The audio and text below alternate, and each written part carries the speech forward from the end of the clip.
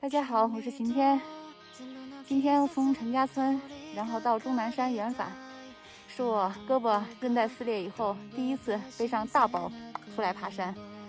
目前恢复的情况不错，离我重装出行的日子越来越近了。全都是小蝌蚪哎，树根它和岩石交织在一起，你看有一只小松鼠。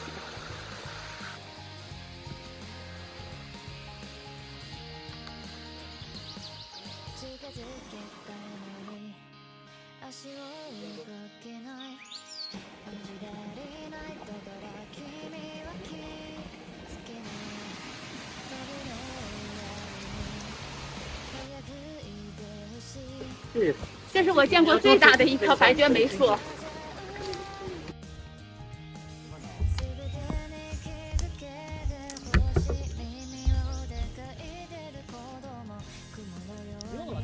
看看我后面的云，好看吗？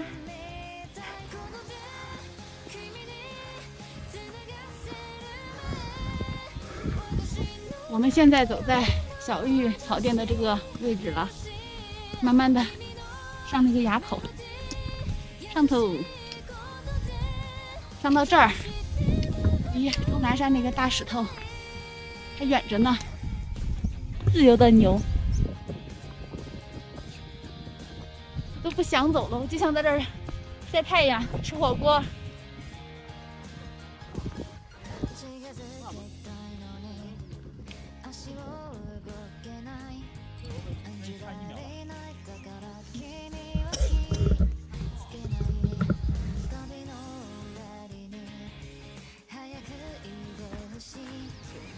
这一片杜鹃林，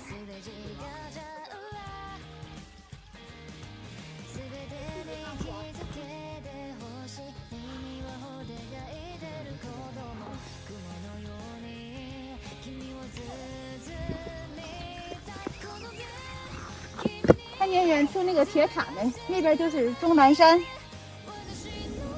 这个松树的这个叶子上了高海拔以后就会变成扁平状的，上面是墨绿色，下边是发白的。这个松树果五颜六色的，真好看呀！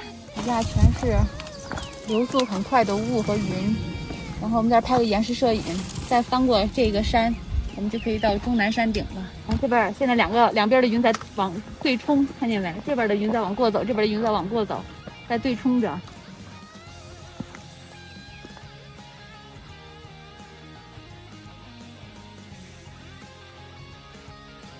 看这个植物的根，然后它发芽的时候像一个球一样，然后等它全部舒展开来，就是这种皱巴巴的大叶子。